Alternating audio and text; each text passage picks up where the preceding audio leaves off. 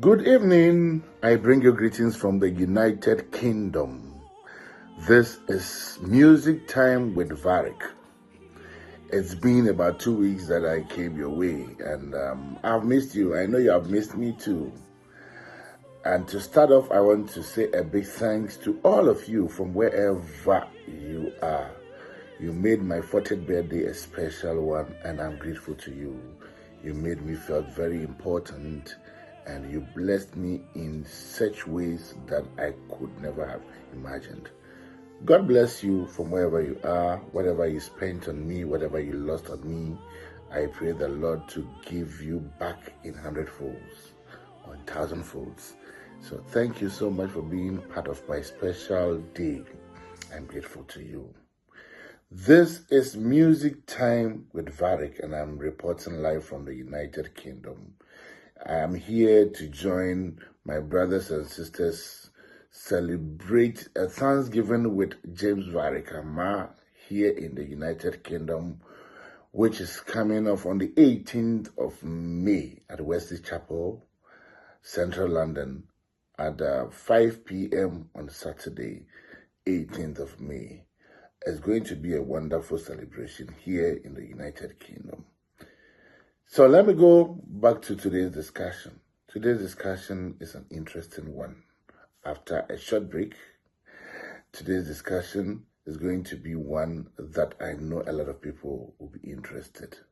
We'll learn together. I am not saying that I have all wisdom about music in my head, but I'm also sharing from my point of view, from my experience with you, how we can get our music, especially in the church, better. The discussion for today is centered on the music in the church and the need for a musician. When I say a musician, I mean either a full-time or even a part-time musician who has time for the work, should have time. So the clause here is time. And in all this, is centered about churches or religious bodies who place God in a very high esteem and think that we serve a perfect God, a God of perfection, so we should give him perfection. So we'll go for a small break and then we'll take up our discussion for the day. Stay tuned.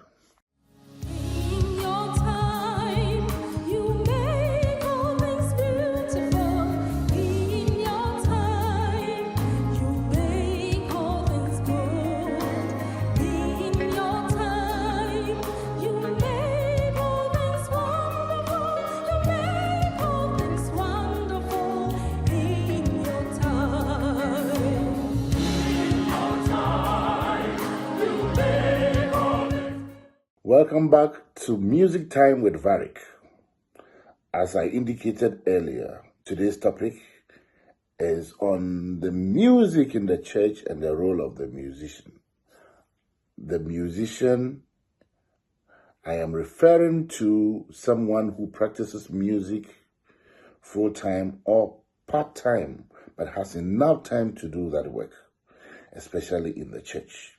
I'm not referring to people who just come in when they have time to spare to just play music.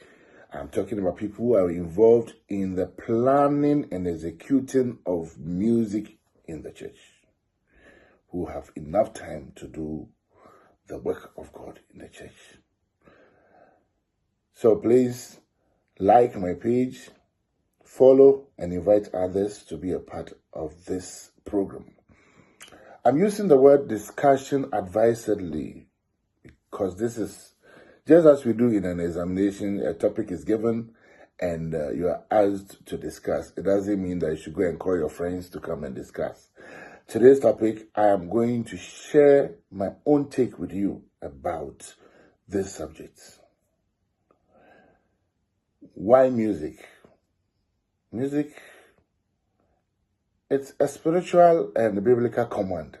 I can give you 110 biblical quotations that we are asked and commanded to sing, to praise the Lord, to make music. Number one, when you go to Psalm 150, it says, praise the Lord, and He gives a lot of instrument with cymbals and dancing, all this music. So it's a biblical command. In Joshua 6, you know what happened. The walls of Jericho.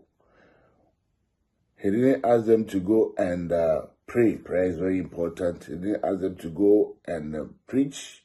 He asked them to go and advise. He said they should go with trumpets. And they played trumpets around the wall. In Joshua 6:20, we learn that the walls of Jericho were broken because of music. What again? He says, the Bible says, sing unto the Lord a new song. Even this one, we are not commanded just to sing. We should sing a new song. It doesn't mean that every time we sing a new song, but it's just also a command that when you sing the same song for a long time, the Lord is asking you to change the song. Sing another song. And he says we should sing the song of Moses, my servant Moses. So all these are biblical quotes that shows you that we are commanded to sing.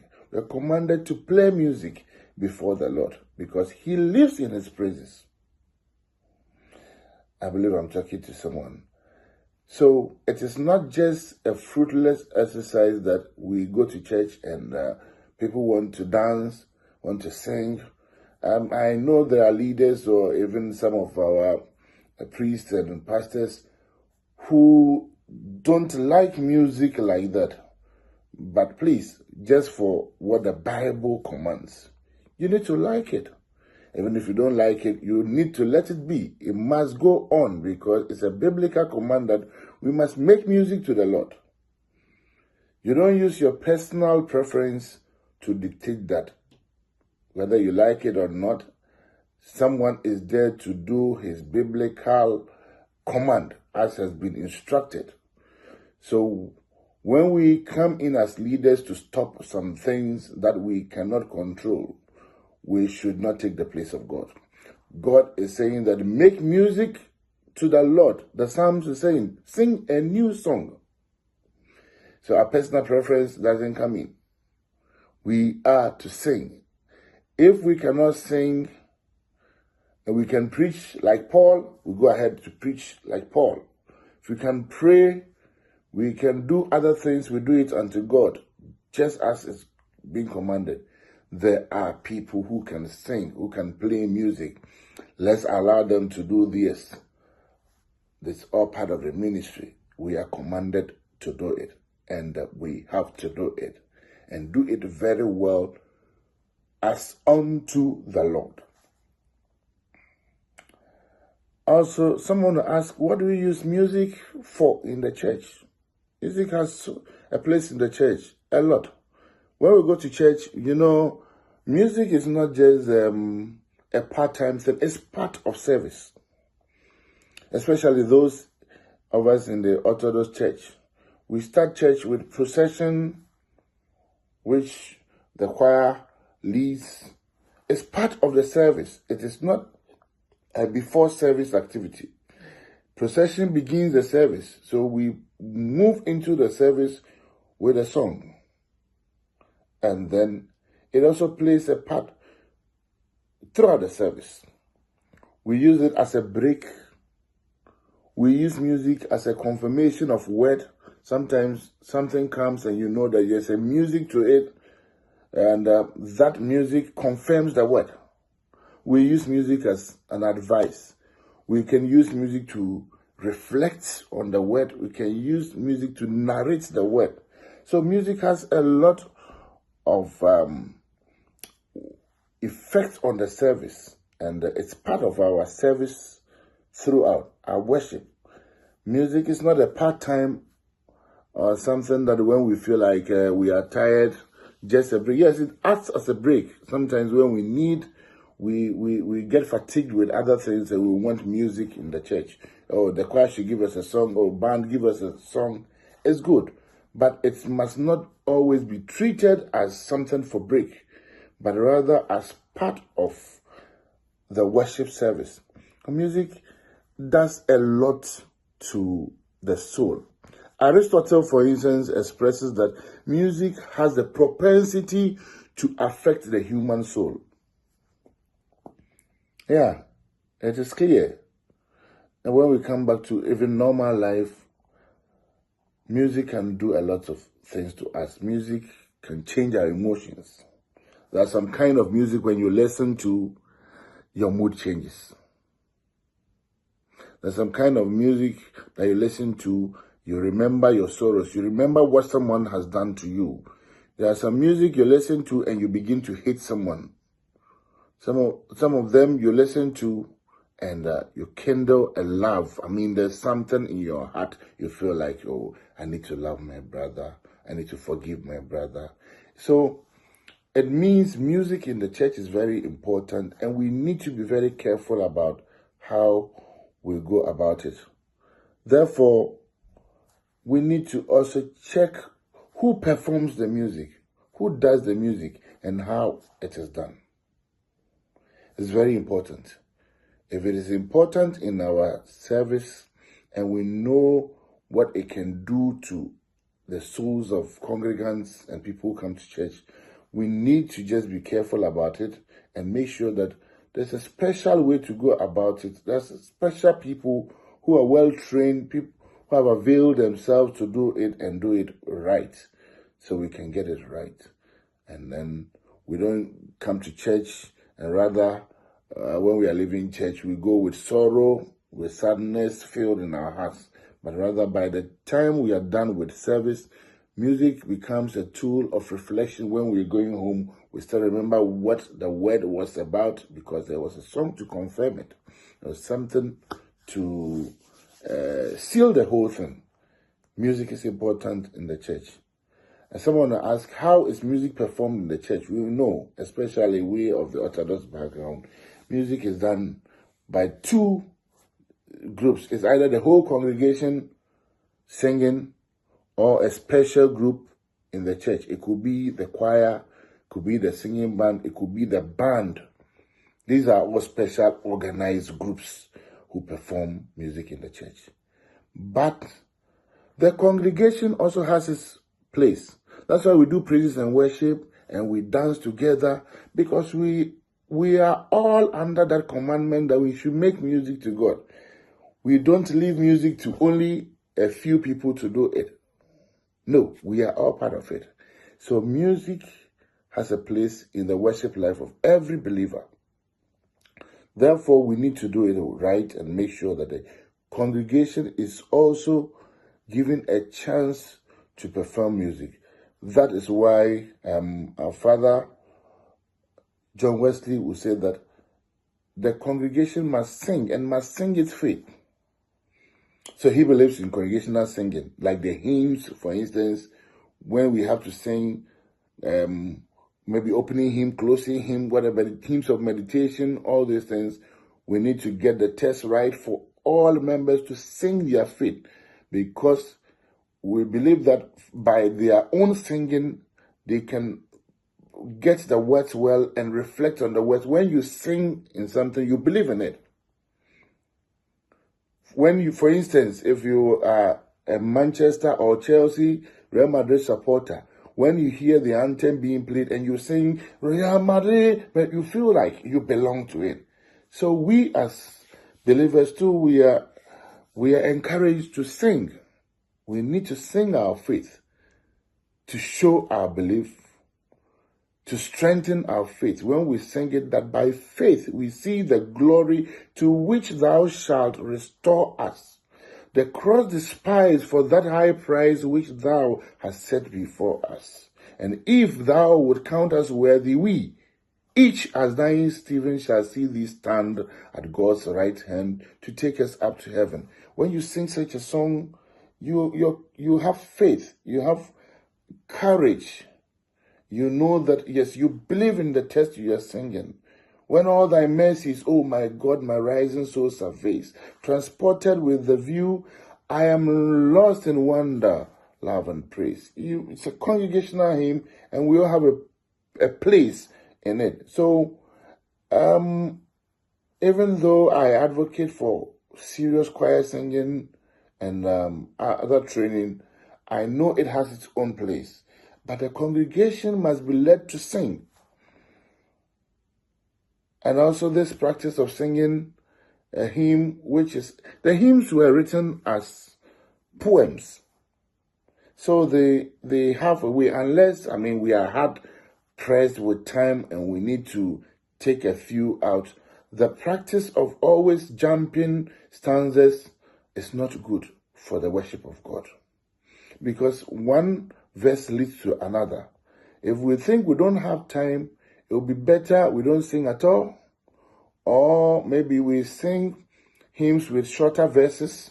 So we need to plan it so that if, for instance, we know that we have only 1 minute to sing a hymn, let's look for an alternate hymn that has just 2 stanzas, 3 stanzas, or just 4 lines, very short, so we can. But the continuous practice of jumping hymns, when we start stanza 1 verse, and last stanza, it doesn't bring the poem out, doesn't bring the spirituality of that very hymn or song out very well. So I am encouraging our leaders to also look at that. And the congregation must sing, and we need to let the congregation sing. We need to have time for congregational singing. And the special area of the choirs or the special groups who minister in the church, it is also very important. It's scriptural. It's important that the congregation cannot sing every subject. So the choirs also learn music that covers various subjects in Christianity that they bring to us. You can go through the hymn book, for instance, and you not really have a verse, a full chapter on God so loved the world that he gave us his only begotten Son. The whole chapter, you may not find it with the music. But when you go to that of the choir, John Steiner has a song. We take the whole chapter, God so loved the world, for God sent not his Son to the world to condemn the world, but that the world through him might be saved. So the congregation sometimes needs to sit and reflect while the choir singing. And that is why we need choirs to practice. We need people to teach the choir, to raise good choirs who, when they are singing, is not a disturbance to our ears. On some of the choirs, when they sing, we feel that, they are disturbing, too loud, they need to train, the choir needs to train. And how do we do that? It's only people who have the skill, who have been trained to raise choirs, that can do that. The grace of God will enable them, will support them, but the grace of God will not raise a choir just like that with no musician taking care of it. So we need the congregation to sing. We need the choir to be trained well, to sing anthems and songs that will feed the souls of the congregation and will bless the hearts of men. We cannot toil with this. We cannot just say that it's not important. When we neglect this for a long time, we raise churches that lack some spirituality when it comes to music, because it's part of our mandate that we need to provide music in the church. I'll go for a very short break, and on my return, we discuss how we can achieve that with the use and the role of the musician. Don't go away. Invite more people to be a part of this revelation. See you. Hello, friends. I am specially inviting you to join me every Monday at 8 p.m. for Music Time with Varrick. It's going to be a very discussive program with my friends as we delve strictly into music and creative arts, discussing everything that there is to discuss. It will be a wonderful show. I want you to be part of it. Join me. Let's talk, let's discuss and see the progress of our industry. It's going to be a wonderful show. Your favorite stars, your favorite musicians, they'll all be on the show. It's going to be a wonderful time. So don't forget, every Monday at 8 p.m. Ghana time, you can tune in on Facebook, Varrick JVA, and also on YouTube, invite you. It's going to be wonderful. Join me. Thank you. You're welcome back to Music Time with Varrick. This is where we discuss issues about music, promote upcoming events, and have a special moment with practitioners, lovers, enthusiasts of music.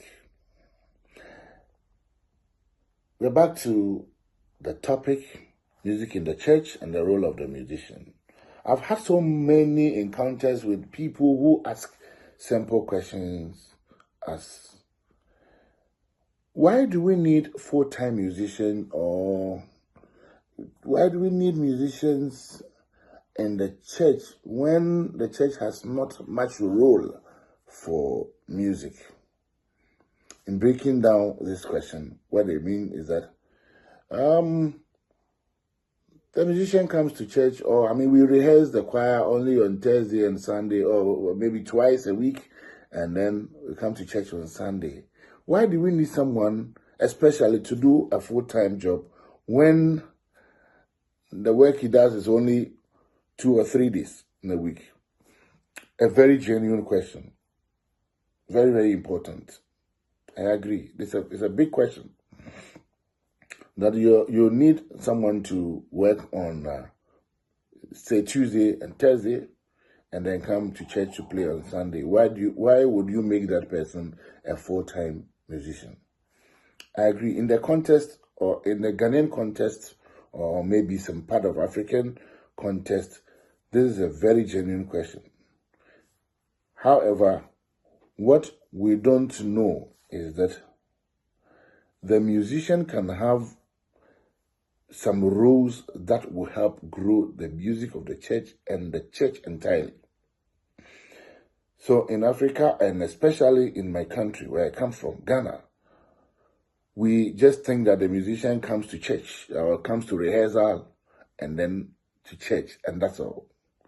We don't think about what the musician does before those meetings, or what the musician can do before those meetings, and even after those meetings, what the musician can do to grow the music or to make it an efficient one and grow the music of the church. So what we are doing is just to fill in roles. We need someone to go and teach the choir, so there's someone to teach the choir. Sunday we are in church. We play, good or bad, there was someone playing. The choir sang, good or bad, we are done. We leave God to be the final arbiter. We say God will judge. God knows what is good. He knows so we say those things just to console ourselves and leave. But my brother, my sister, you know when you are giving God bad music. You know.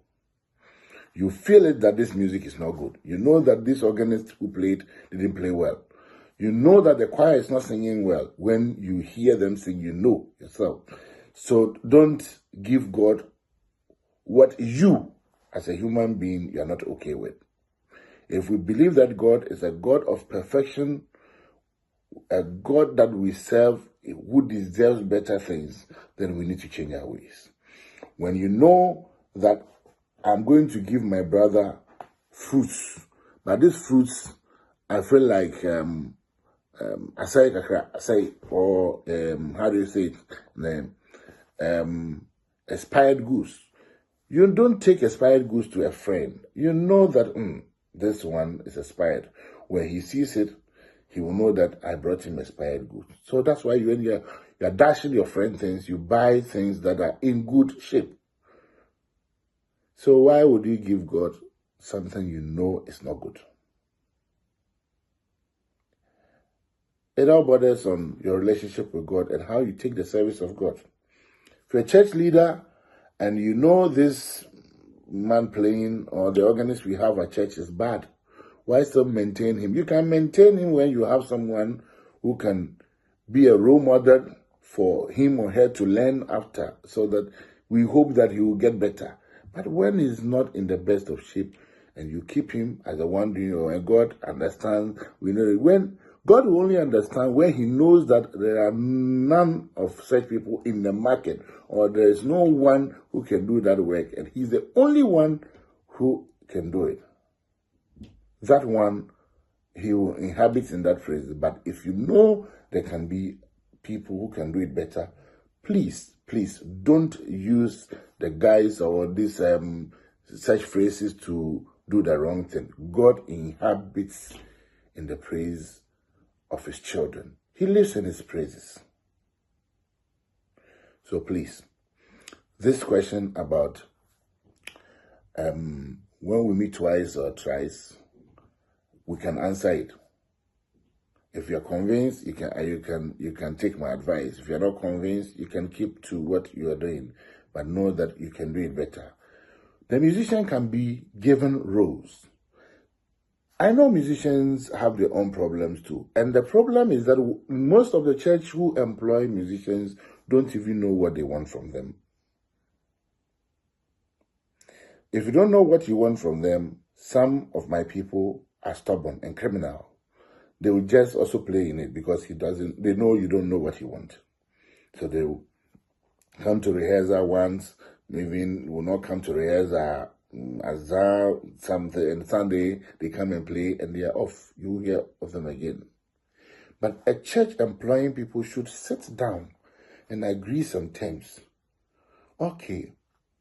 And rather we want to think about the number of services we want to midday service, weekday. This is not what I am referring to. Those can be worked out. If you know you don't need really the musician there, you don't have to bother them. But here, what I'm talking about is that if we serve a God of perfection, the musician can be a part of the plan and preparation to serve God well.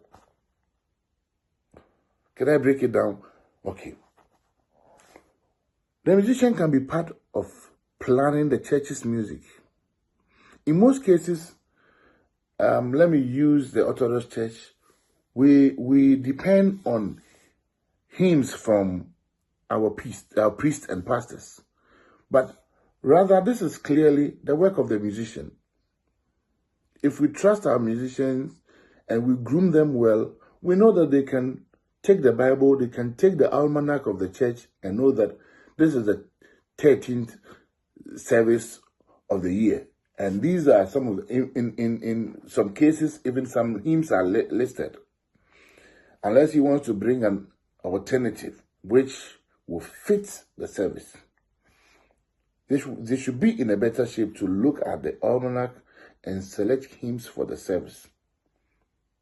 If the pastor wants a specific hymn, like a sermon hymn, he can add it.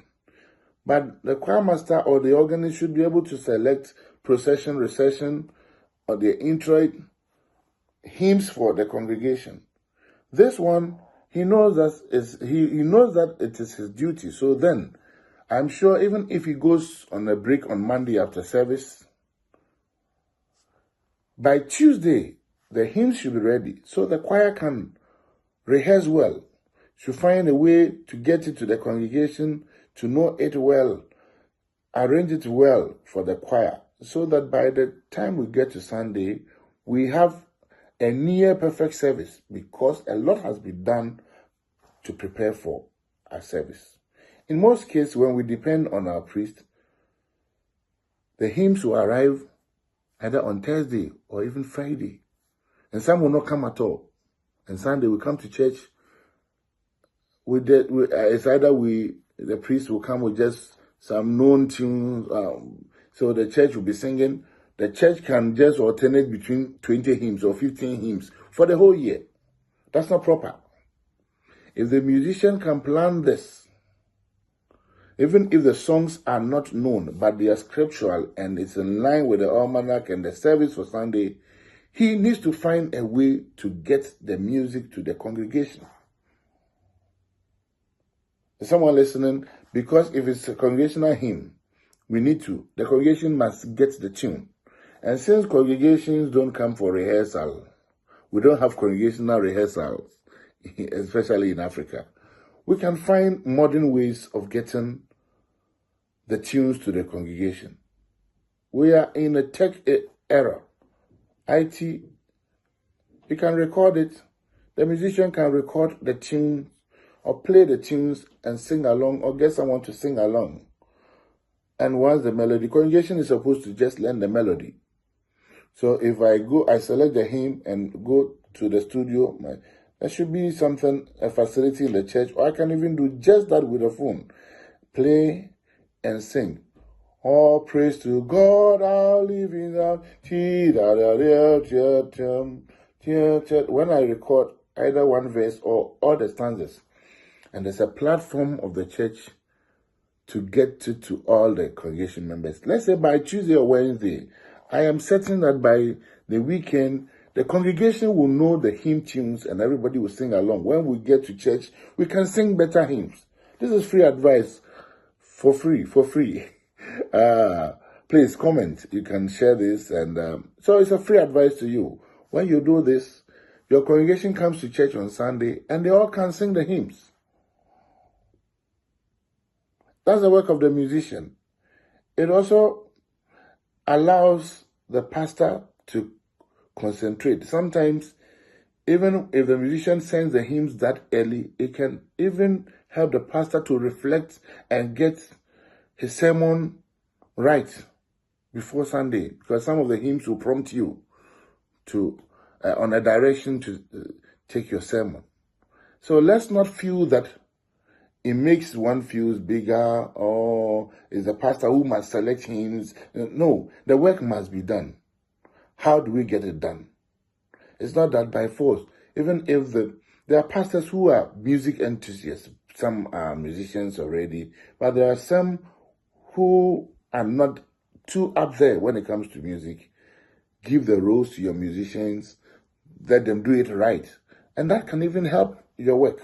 Because by Tuesday, if you have your hymns, pastor, you can plan your sermon and other things on the hymn. You go through the hymn test and you find something to add up to the biblical quotations you're going to use. You have a sermon. No one will know on Sunday there is this hymn that if you want to talk about the inspiration, you can talk about it. And also, I've said something about effective planning. So, for the congregation, the work of the musician, the musician can select congregational hymns, plan on the way to get them learn it, like what I suggested. Can use technology to teach. Can even have a Zoom session with the congregation. Maybe you decide a weekly Zoom session, and the musician's work is to teach them. So they may be listening and the musician will teach. And also, that musician must practice, especially those who are the accompanists, the organists. They have to practice well for service. These days, I go to church and there's like, nobody has time to practice. And it's like the first time the organist is singing the hymn. This is not serving God well. This is, how do I even call it? It's a mess up service. Because the musician must know the songs and practice well, practice his interludes, practice whatever he wants to play in the service to the glory of God. So if the musician has enough time, there should be some time the musician should be on the organ practicing. So we can give perfection to our God. Not treat our God like anything. He likes anything. No, our God doesn't like anything. He likes perfect things, as we human beings even like perfect things. In other jurisdictions, if you go to people who call themselves organists, there are people who practice for 8 hours in a day. 6 to 8 hours. But our organists, because they think it's not their job. It's no work. So they will come for rehearsal, come and teach anything. Go and sleep. Sunday, they come and play anything. And no one is judging, no one is checking whether the church is improving musically. When you give them work, please set targets for the musicians so they can also meet the target. If you employ someone for 2 years and your choir or the church is not improving musically and you are still keeping him there, you don't have any target. So this is what will happen. Please, and for the for the choir, you need a musician to plan programs. Plan Sunday to Sunday program, plan quarterly programs, Easter, Christmas. So he plans, he knows what he's going to do. I know musicians who don't plan. It's a week to Christmas concert, and then, we have sung, the choir has sung for to us before. They have sung this one before, so they just bring any messed up repertoire, and the choir is not comfortable. But leaders of the church don't also care, because they think they don't want to intrude. If you pay money well, you pay people well to do that work, you have to demand that they also give you the best of service. The choir must be planned well. Maybe 3 months to Christmas, the organist can, or the one in charge can plan a repertoire, arrange songs. We're going to sing, you sang, Hark the Herald Angels Sing in this form. In the following year, you're going to sing, unless it's the best of arrangements you love to sing, that's fine. But he should have time to arrange it. But when he's busy going to work to do other things, do you think such a person can have time to arrange any music? Sometimes the musicians should attempt to arrange, attempt to compose, try something. It makes it new and fresh for the worship of God. Effective planning and teaching, even teaching methods. When you're going to rehearsal and you have about an hour to sit down to plan this repertoire that I'm going to teach, how do I teach it effectively? Okay, I'll start from page 3. We'll do this, we'll get this once. Okay, so I'm able to finish these 2 sides, I'll leave it on Saturday. When we come, I'll start from the beginning, or I'll go to the end. You plan effective methods of teaching. But if the musician has no time and is busy doing other things, doing so many other things, he comes to rehearsal late already. Rehearsal starts at 6, he's there at 7 or 6:30. Which method is he going to use? Any messed up method. Let's go. Let's sing so far. By 8 o'clock. We are done. It's not the best. So you need people to dedicate time to plan all this effective method, and they have to practice. You're coming to have a Christmas concert, and you have one to as a child is born, you have a Leo chorus, you have all these choruses, and you have not practiced. It means you're just going to give the congregation anything. But then once you are giving the congregation anything, then it is also unto God.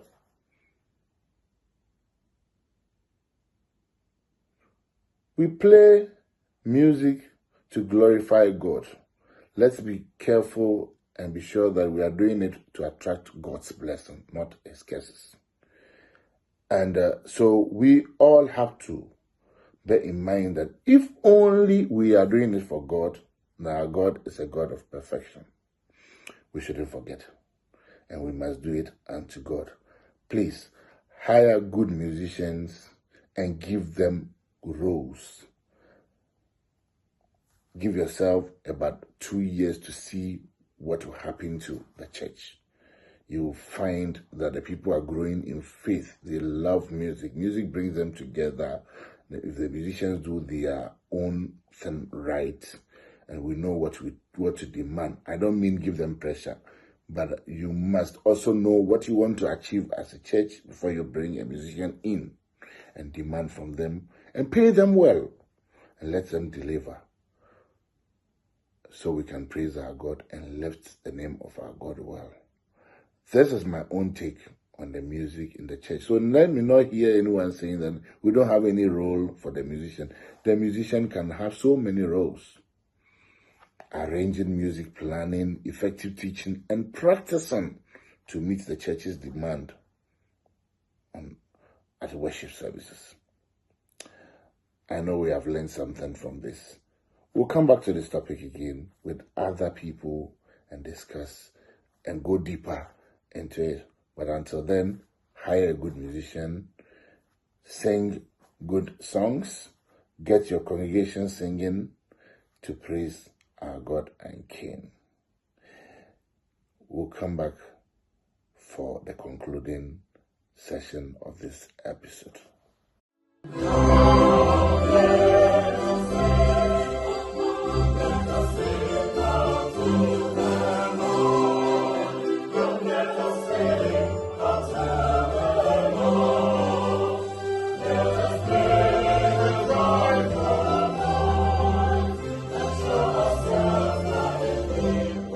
I want to use this opportunity to thank everybody once again for making my 40th birthday celebration in Ghana a wonderful one. To all my loved ones, fans, and especially patrons, board members, and executive patrons of the Harmonious Chorale. Wow, you were wonderful. Thank you so much. To choirs that came to minister to us, the Winneba Youth Choir, Aku Show Choir, Tibeternity, Revenue Kind, Virtue Music, Lordina the Soprano, Kofi Owusu Pepra, and Effie Grace. All the instrumentalists, oh my God, it was fantastic. And thank you. May God bless you. May God bless you, richly bless you. And as you did for me, may the Lord meet you at your point of need. The celebration is not done. I am here in the UK for a wonderful celebration on the 18th of May at Wesley Chapel, John Wesley Chapel, Central London. And 18th May is going to be wonderful. The Varrick Annual Chorus UK will be your host. You haven't heard them, please come from wherever you are and be part of it. It's a free program. We would have the Ave Maria Choir, the Ghana Methodist Fellowship Choir, SLA, SDA Youth Choir and Church Choir. We have La Melodia, His Praise, a lot of choirs that will grace the occasion on the day 18th of May. You can't miss it. It's a free program. I want to use that opportunity to also launch my foundation, which is a Varrick Juvenile Music Foundation. It's about the youth, it's about the children. Where the Lord has brought us to, we also must think about the next generation. Because if He has made us special in this generation, we must also think about special people who would grow beyond us, who get better, and will keep the world at peace and give the world more music, good music. So my target is to invest in the young ones all over the world, help them to nurture their music, create a stage for them. I started this in 2020 before COVID, so we had to put it on hold, and financially was getting draining. But the Lord has laid on my heart to continue this project. So wherever you are, come and bless me. It's your blessing to James for him to also bless our next generation. Come and support. You don't think that money, James, no, just think that it is your support to the work of God. Come and be a blessing to James and his ministry. And I am certain that will also be a blessing to the next generation. We'll all make it together. So on the 18th of May, I'll see you here in the UK, London specifically, at 5 p.m. at Wesley Chapel. And the other announcement I will give later. USA, are you ready? In the month of June, yes, New York, Worcester, and others. So we would be announcing that in time. Thank you for being with me on this wonderful episode, Music Time with Varrick. This is where we draw the curtains. I thank my producers and my coverage team, Eugenius, and Allo Music Production. God bless you. Thank you and see you soon. I am out of here.